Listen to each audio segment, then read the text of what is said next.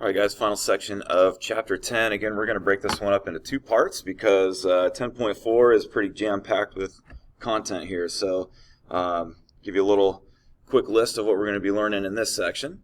We're going to talk about our probability model, so we're heavily going to focus on expected values in part 1 right now and binomial probabilities. We'll talk more about the normal distribution and z-scores in part 2. So let me get going for you. So quick definition from them on random variable assumes numerical values as a result of some random event. And we're going to go through some specific examples here in a second to give you a better idea. Same with this one. Again, it's a bit general, but this is what they're just saying is their probability model. And for the most part, it's telling us something that you guys already know. So if I were to take the sum of the probability of all the events of an event, it should always add up to 1, right? So 100%, really nothing whole lot new there. Thought we should take a look at it. So, okay. Expected value of a random variable. So we're kind of putting both those things together here. So if x is a random variable with a probability function of p of x, so the probability of event x happening, the mean of the probability model, and somehow this little symbol for mean got put down here. It should have been up here. It's our Greek letter mu. Looks like a U, but that's just the symbol they use for a mean, is also called the expected value. Okay, and so here's what the notation looks like for an expected value. So the expected value of some event. And then they're kind of defining how you come up with that. So the expected value is the sum of all the values of x times their corresponding probabilities. Let me go through the notation and I'll see if I can give you a simpler idea of what's really going on here. So again, they're talking about the mean. They're saying the mean is the same thing as an expected value of something happening. And the way that you get that is you take each piece of data, you multiply it times its probability, and then you add all those numbers together. And that creates the expected probability as well as the mean, same thing. So let me give you a real number example. It's actually very similar, and it's actually very similar to, or sorry, very simple, but it's very similar to a weighted mean.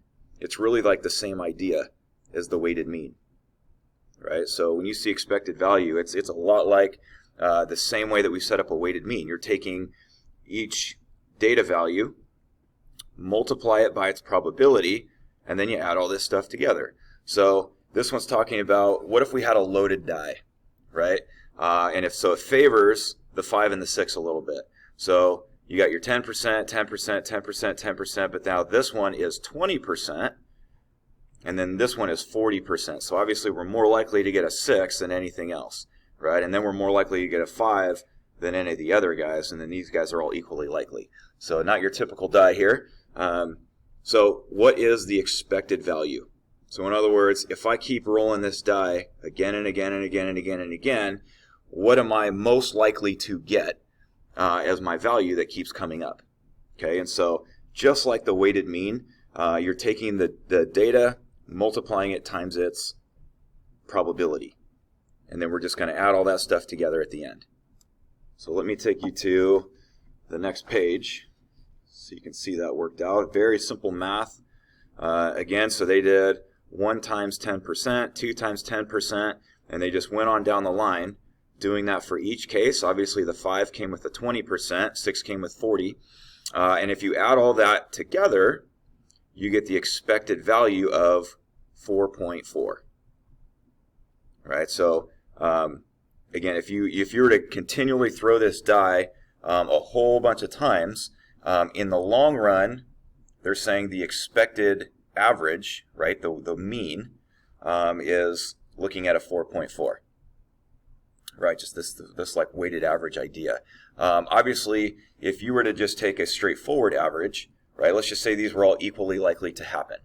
So if you added up all those numbers and divided by 6, you would get their average. But this is more like a weighted average because they were not all equally likely, right? And so that's why we had to take these percentages into account.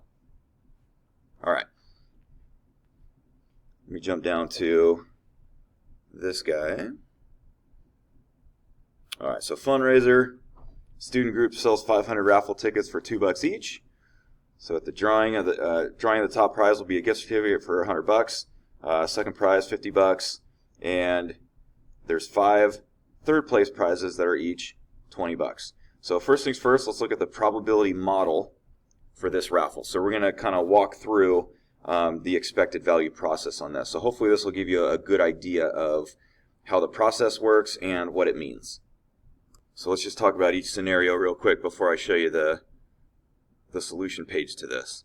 So if I just wanted to build a probability model, I need to come up with a data value for each scenario and its probability.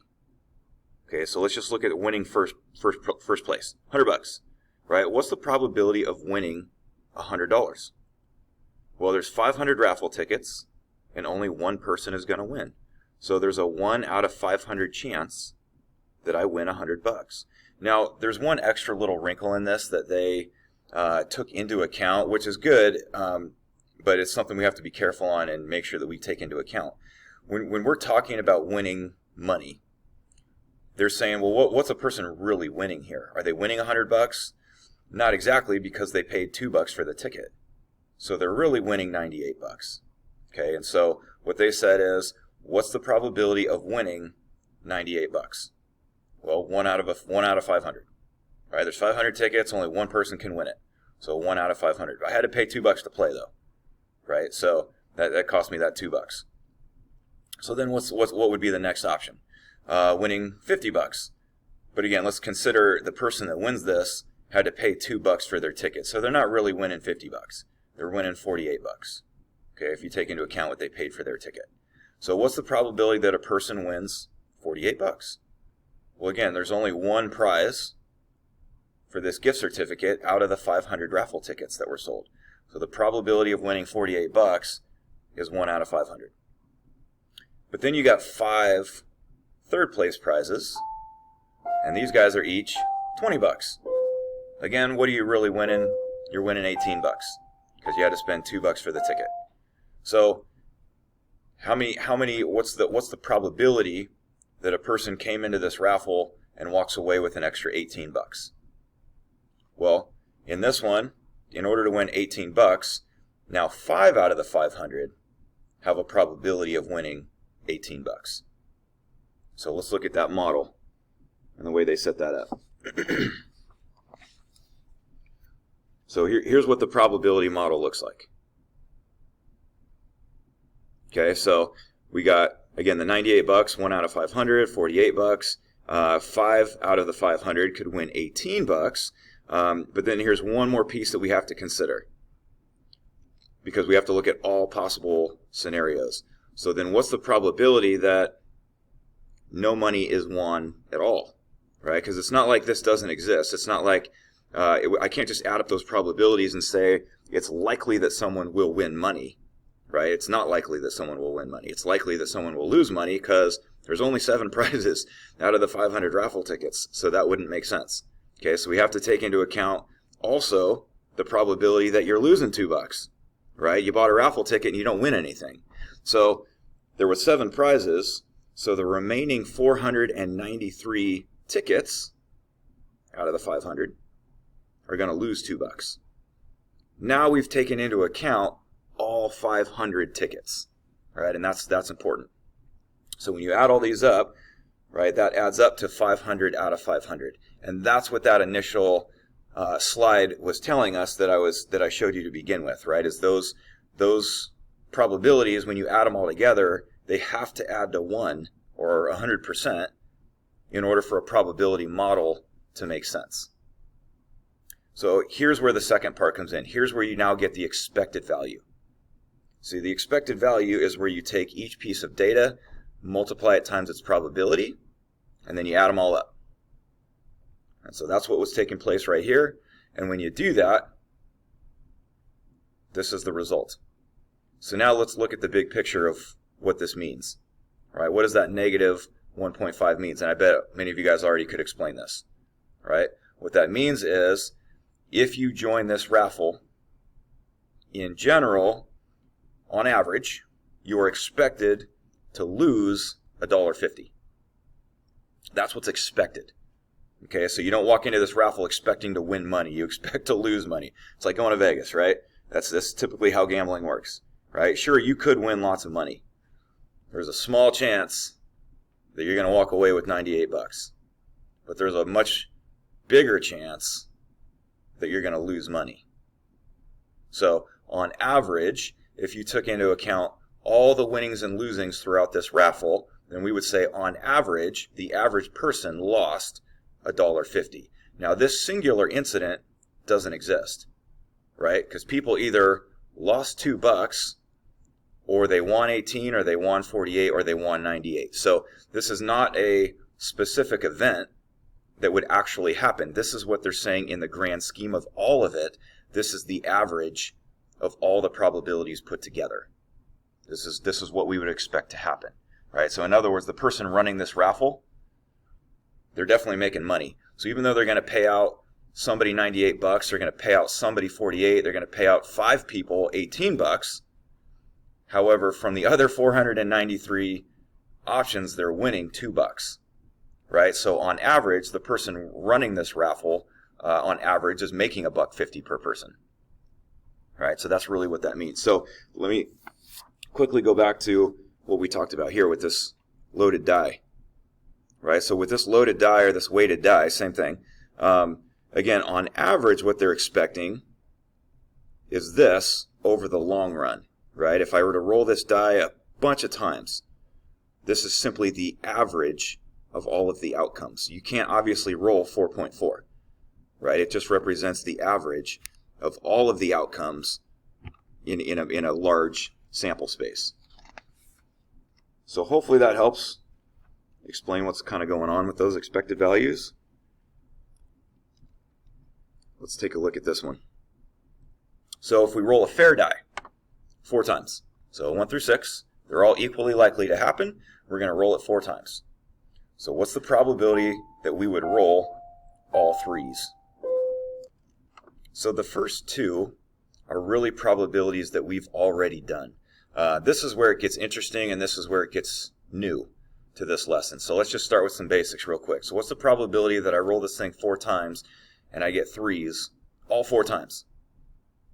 Pretty darn rare, but let's just take a look at what that would be. So what's the probability that the first one comes out to be a 3? Well, it'd be 1 out of 6, right? What's the probability that your second one comes out to be a 3? 1 out of 6. Our third one, and our fourth one, right? That's the probability of getting 3 on all 4 rolls. Really small. The way we would write this is we would say it's 1/6 to the 4th power. Right? We did a few of these in our last chapter with things like pizza toppings and salads and all that kind of stuff. Right? So it's like basically the probability times itself however many times. So what's the probability of not getting any 3s? Well, if it's a 1/6 of getting a 3, then it's 5 out of 6 that I don't get any 3s. So you could lay it out the same way. They would all be 5 out of 6. So we would say no 3s, 5 out of 6, all 4 rolls. Right? We would set it up just like this. These guys are complements of each other. So if there's a 1/6 of getting a 3, then there's a 5/6 of not getting a 3. So here's where the new stuff comes in now that we've seen this. Let's call this success, because we got our 3s. And these would be the failures, right? I didn't get any 3s. Okay, and so what we're going to see on this is a formula that is best explained as successes and failures. And you'll actually see this on a later slide. I think of slide like 17 or 16, something like that. I'll pull it up in just a second so you can see it, but I want you to see where it's coming from first. So what now is the probability of it getting exactly 2 3s? Right, 2 3s. Well, what makes this one a little more complicated is I can't just say, well, it's getting 2 3s on 2 of the rolls and not getting 2 3s on the other 2 rolls. because what that doesn't tell you is the order in which it happens. So let me lay it out this way. So I have 4 rolls, right? 2 of them are 3s, and the other 2 are not 3s. So probability is like this. So the probability that we get a 3 is 1 out of 6. And we want that to happen twice, which means the other 2 rolls are not 3s. And that was for the other 2 rolls, right? So there's kind of our scenario right here. But the one thing this does not take into account is the order in which it happened, right? Maybe the 2 3s came up on the first 2 rolls. Maybe they came up on the last 2 rolls. Maybe they were alternated. I got a 3, I didn't get a 3. I got a 3, I didn't get a 3, right? This doesn't take that into account. And so the extra piece that gets thrown into this is the combination of getting 2 3s. So remember, on this one we have 4 rolls, and we're looking to take groups of 2, right? 2 3s. Now we have the full picture being explained. And so now this could be multiplied together, and that would tell us the probability of getting 2 3s. So the reason I call this success and failures, let me just mention this and I'll jump over. This is like, we're talking about getting 2 3s. So this is my probability of success. This is my probability of failure, right? This is where I did not get 2 3s, right? And then again, this is all the ways that could happen within different combinations. So they went on to explain all that. We've really already talked about it. Again, here is the layout. And if you did calculate it, this would be the probability that that scenario would take place, right? About 11.5%. That you're going to get 2 3s and then 2 of something else. Let me keep going. So let me jump ahead real quick and just mention this because we just looked at it. On slide 16, you'll see the formula for this. Right? So it looks like this. They call this binomial probability distribution. There is a calculator feature for this, and I will show you that in a minute. But this is the formula that we just laid out. One thing you have to notice about this is that these 2 exponents always add to n, right? Your total number of outcomes. So on the one that we just did, sorry, I keep flipping back and forth, but let me pull it back up. So on the one that we just did, if you notice what n was, remember we rolled the die 4 times, that was n. So my exponents must add to n because it has to take into account all 4 rolls. So that will always be the case.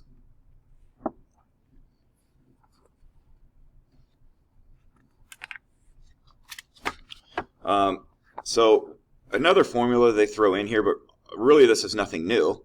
It goes back to the same formula, is the average expected outcome when you have a certain number of trials is to find your expected frequency,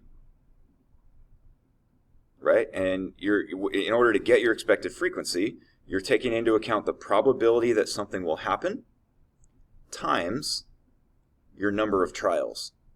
So when we were talking about rolling the die 4 times, we looked at the probability that it would happen 4 times, right? And so we're multiplying that times 4. So not a lot new to that formula, but let's take a look at a specific example here. Hopefully it'll be clear after this.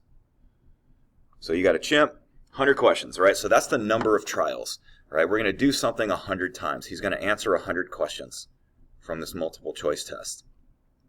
So each question that he answers has 5 outcomes, A, B, C, D, or E. So there's a 1 out of 5 chance that he gets something right for each question. So what is the expected score on this test, right? And this really takes into account random guessing, right? So it's like, well, obviously if he's smarter, the score would be higher, and if he was dumb, the score would be lower. If he could read, then it'd be a lot higher. So what this is basically saying is, in a total random guess, you have a 1 out of 5 chance for each question, and you're going to do this 100 times. Well, guys, just think about this logically for a minute, because you really have already done this in the past. If I gave you guys a test with 100 questions on it, and they were all multiple choice, and they all had 5 answers each, and I just said, okay, go ahead and just guess all the right answers. What's the probability of guessing right? It's 20%, right? It'd be 20%. There's 1 out of 5 chance that you guess right on any one given question. So if you totally guessed on every single question, I would expect you to get a 20% on your test, because you're probably going to guess right 20% of the time, at least statistically speaking, right? And that's all this is. It's saying take your number of trials and multiply it by the percent of getting stuff right.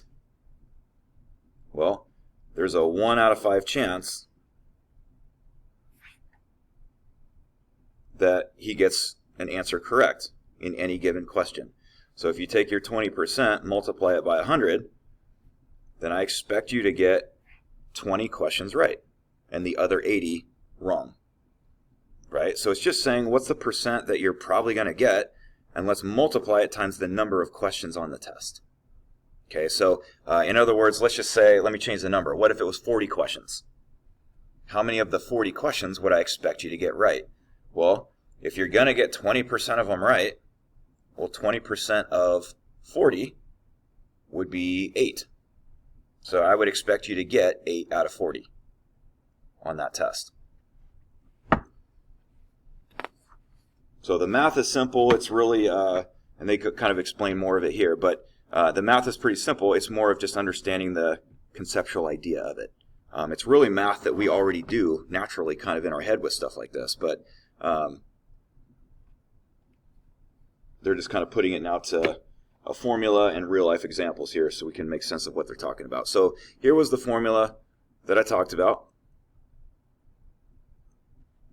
So let's just explain this again, make sure this is nice and clear. So for binomial probability distribution, we're talking about something has 2 possible outcomes, right? So you're either getting what you want or you're not getting what you want, right? We talked about this with the 3s, right? I'm either getting a 3 or I'm not going to get a 3. And they are complement events, and that's what this one is saying, right? The 2 options have to add to 100%. So when we talked about getting a 3 and not getting a 3, well, those are the only 2 things that could happen. I'm either going to get a 3 or I'm not going to get a 3. So those 2 probabilities must add to 100%. So if you consider P success and Q your failures, well, the probability of success plus the probability of failure must add to 100% in order for this to make sense. The NK represents your kind of your possible combinations for the way this could play out. Right, so we talked about with getting a 3 twice out of 4 rolls, right? So this said K was 2 rolls, right? Because we said I wanted to get a 3 twice. So then the remaining 2 rolls, so if you took all your rolls minus the ones that you've already addressed, the remaining 2 rolls becomes the exponent on your failure rate. And then again, the combination in front takes into account all the different ways this could play out. Because it's not necessarily going to happen on the first 2 rolls or the last 2 rolls. It could be any combination of the rolls within these 4 trials. Let's keep going. So here's a great one. Definitely one you guys want to pay attention to here.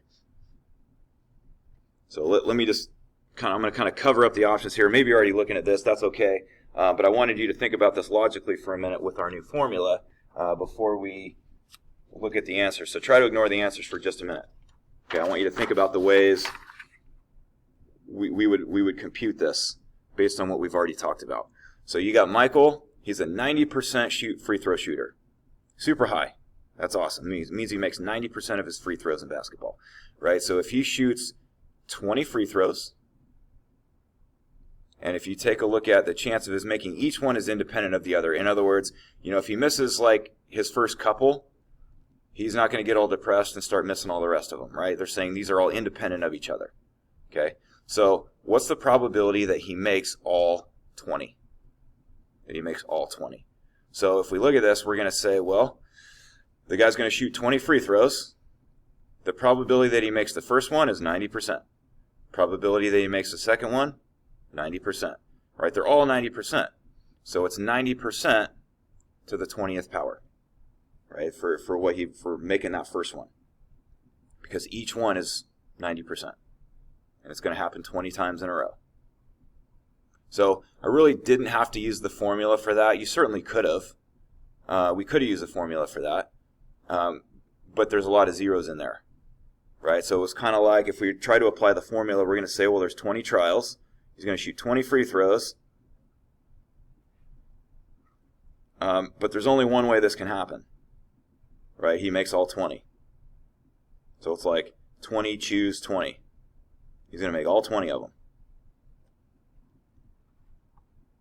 All right, and if you were to say 20, calculate 20C20, there's only one way that can happen. All right, so 20C20 is 1.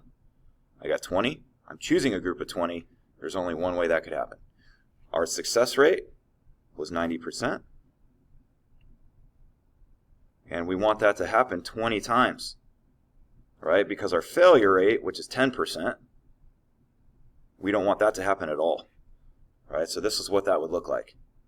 So basically, that's a 1, and that's a 1, so it's really not needed. It's not going to affect our outcome. We can just look at this guy right here, which is all we have in that setup. So it's like still using the formula, but getting rid of the pieces that would not affect our answer. So hopefully that makes sense. Let me show you how you could do this in a graphing calculator. All right, so if you look at a graphing calculator, right here in blue, you see it says distribution.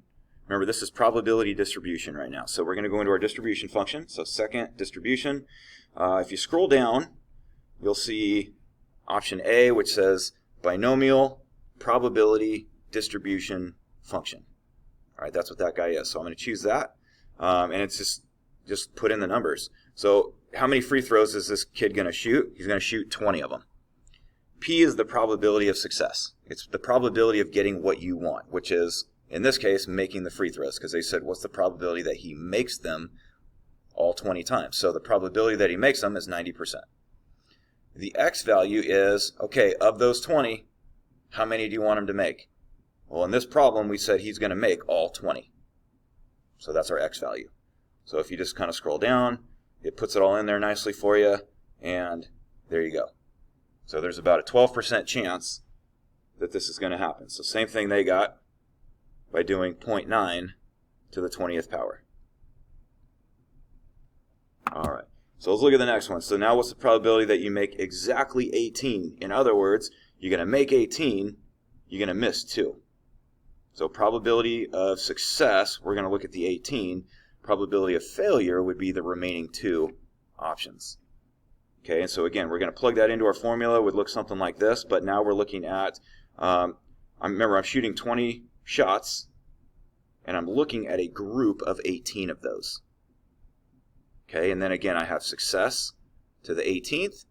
I'm going to have failure twice, is what we're going to see on that. So here's the way that would get set up.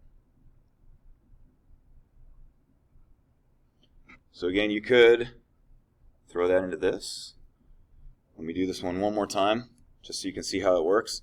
So if I go down to option A, binomial probability distribution function, so we now have 20 trials, still 90% probability of success, but now we're saying he only has to make 18 of them. And there we go. So now it's like 28.5%, same thing they got here, that he makes 18 of them. All right, and then the third one. So now what if we said that he makes at least 18? That changes things, because now we're actually looking at 3 different options. He could make 18, which would be that guy. He could make 19, which we would have to set up. And if we set that up, the only thing that would change is that would now be 19, that would now be 19, that would now be 1. Or the probability that he makes all 20, which would have been that one. So now we have to look at all 3 of those scenarios and add all 3 of those answers together. Okay, and so that's what you're seeing in the last one. But I'm going to show you a great shortcut on the graphing calculator for this. Okay, so again, they just took into account all 3 scenarios. So maybe he makes 18 or 19 or all 20. And if you add all 3 of those together, that's the probability of that happening. that he makes at least 18. So there is a way to do that in the calculator in one shot, though. Let me show you. But let me first mention this, because you kind of have to understand how your calculator views this idea. Here's all 20. Okay, this is your bell curve here. So this represents all 20 shots. So let's say this is the 18 mark, right? So this is that he makes 1 or 2 or 3 or 4 all the way through to 20. Okay, what your calculator sees in this is when you put it in, it always gives you this probability. Okay, what we want is this probability. Okay, and so all of this, remember, has to add to 100%. So when you do this in the calculator, what it's going to give you is it always gives you everything below your data value. So when we said at least 18, we actually want this information. But when you do this in your calculator, it's going to give you this information, which, no big deal. We just simply have to take the calculator's probability and subtract it from 1 in order to get what we want. So let me just call this, I don't know, our probability. So we're actually going to have to do 1 minus this in order to get our answer. If the question was, what's the probability that you make less than 18? Well, that's what you're going to get from the calculator, less than 18. It always gives you to the left of your data value.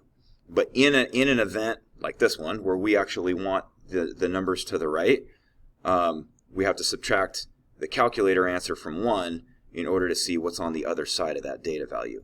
Okay, and so obviously this could come in quite handy because this is a lot of work to lay them all out individually. What if they said at least 10 or at least 11? You'd have to lay out a bunch of probabilities to see that. So let's take advantage of this guy. Okay, so I'm going to go back into distribution, but now I want you to look at option B. So when we had done these before, it was for individual probabilities. But now we're doing multiple probabilities, so it's no longer a specific probability. It is now a cumulative distribution function, because now we're looking at a cumulative or a sum of probabilities. So here's how this works. So we're going to go to binomial CDF. Okay, so as far as the number of trials, he's shooting 20 baskets, right? And again, it's a probability of 90% that he's going to make it, which is what we want. So here's where you got to be careful. When you look at this, if we want the options of making 18 or 19 or 20, what we're going to put into our calculator represents everything below that. So in other words, what the calculator is going to see is actually the probability that he makes less than 18. In other words, he could make 0, he could make 1, he could make 2, he could make 3, all the way up to 17. Right? So what the calculator sees is everything other than 18, 19, or 20. Because it always sees to the left of your stuff. So again, if I said what's the probability that he makes less than 18, this would be my setup. So if there is a 32% chance that he makes less than 18, well, the other side of that would be a 67.7% chance that he makes at least 18, 19, or 20. So that's where this comes from. I can always help, guys. If you have specific questions on this, just let me know, and we'll definitely address those. Let me keep going because we're almost done with part 1 here. All right, so here's another example. So in this case, you're talking about flipping a coin 5 times. So what is the expected number of heads that you're going to get? Okay, so consider this, that 5-time flip is your number of trials. And so we're laying that out. And so if we laid out the probability model, similar to what we did before, okay, we're talking about getting heads 5 times. So look at what could happen here. So I could get heads no times. I could get heads, in other words, all tails. I could get 1 or 2 or 3 or 4 or 5 heads. These are the 6 potential outcomes of flipping a coin 5 times. To really lay out the probability model, you have to look at the probability of each one happening individually. So what's the probability of getting all tails? Right? 0 heads. Well, it would be tails times tails times tails times tails times tails. So in other words, 1/2 times 1/2 times 1/2, and that would happen 5 times. Right? That's 1 out of 32. If you did 1/2 to the 5th power, you get this. So what's the probability of getting 1 head and 4 tails? Well, the probability of getting 1 head and 4 tails, you'd have to lay out the different combinations for that, right? So if I wanted the probability of getting exactly 1 heads and 4 tails, you're back to your formula of saying, okay, I have 5 coins, I got 2 potential outcomes here. Or sorry, we're talking about getting 1 head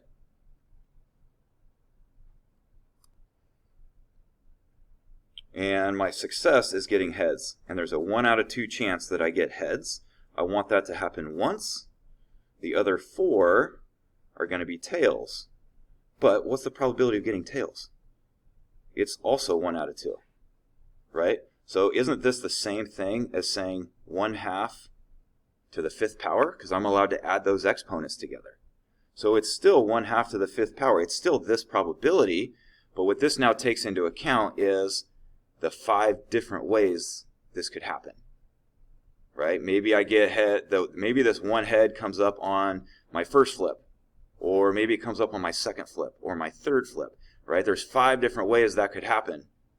So that's why the probability changes a little bit to 5 out of 32 rather than 1 out of 32. So if you were to do the same thing with, okay, what if I get 2 heads? In other words, 2 heads and 3 tails. So here's that one laid out right here. So now I'm going to flip it 5 times. I want 2 heads.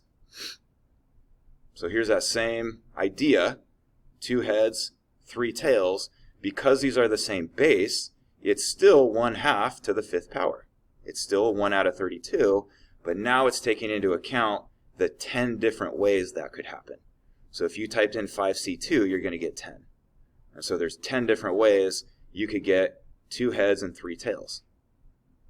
Right? And so you could play out all those scenarios, it's going to look like this. But it's really looking at all the different possible outcomes individually, right? With factoring in the combinations that those could happen. So anyway, so now if you put all that together the way that we've done already in this lesson, this is the expected frequency of getting heads when I flip it 5 times. Now think about this logically for just a minute. These are all equally likely to happen, right? So if I were to say, hey, I'm going to flip a coin, well, let me give you an easier example. If I were to flip a coin 4 times, well, how many times would you expect to get heads? You'd say twice, right? Half the time. Because the probability of getting heads is half. Probability of getting tails is half. So you would have expected it to happen twice out of your 4 trials. Well, if we said 5 trials, I'm going to flip a coin 5 times. How many times do you expect to get heads? Well, half the time, right? Because it's 50-50. So I would have expected that 2.5 of those trials come out heads.